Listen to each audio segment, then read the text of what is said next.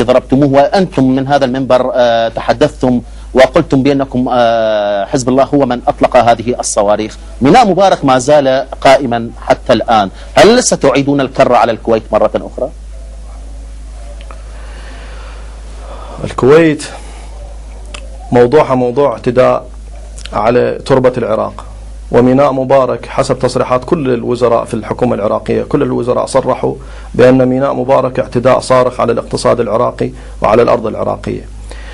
موضوع ميناء مبارك موضوع نصت عليه الأمم المتحدة في ميثاق الأمم المتحدة، أنه كل ميناء ينشأ على مياه إقليمية مشتركة لابد أن يتم الاتفاق عليه بين الدولتين. الكويت لم تتفق مع الحكومة العراقية على إنشاء ميناء مبارك، أنشأته في ظروف غامضة، ونحن قلنا صرحنا أنه لا يمكن أن ترسو فيه سفينة إلا بأمر منا وبإذن منا. بإذن منكم أنتم؟ يعني أريد أن أفهم، يعني هل أنتم دولة كي تحددوا من يبحر ومن لا يبحر؟ أين إذن الحكومة العراقية؟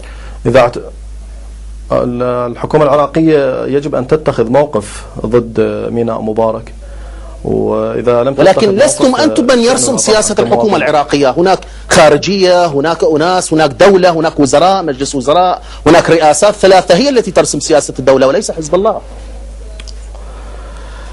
سياسة الدولة يرسمها الشعب، ونحن جزء من هذا الشعب.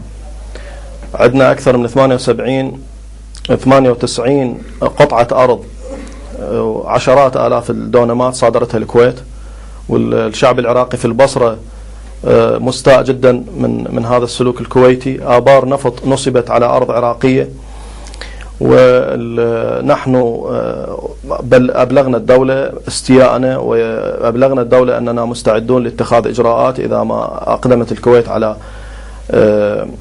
تدشين ميناء مبارك، والدولة جارية في إجراءاتها. طب هل تعتقد أن الحكومة العراقية تماطل في هذا الأمر؟ طبعا أعتقد ذلك. الحكومة العراقية تماطل، تريد أن تخرج من البند السابع، والبند السابع أمر بيد الكويت. فالحكومة العراقية، وطبعا هي الحكومة العراقية أيضا عندها حرص على أموال الشعب العراقي وعلى أرض الشعب العراقي، تريد أن تحرر العراق من البند السابع، ويعني تفض النزاع بيننا وبين الكويت بالطرق السلمية والمرضية. يعني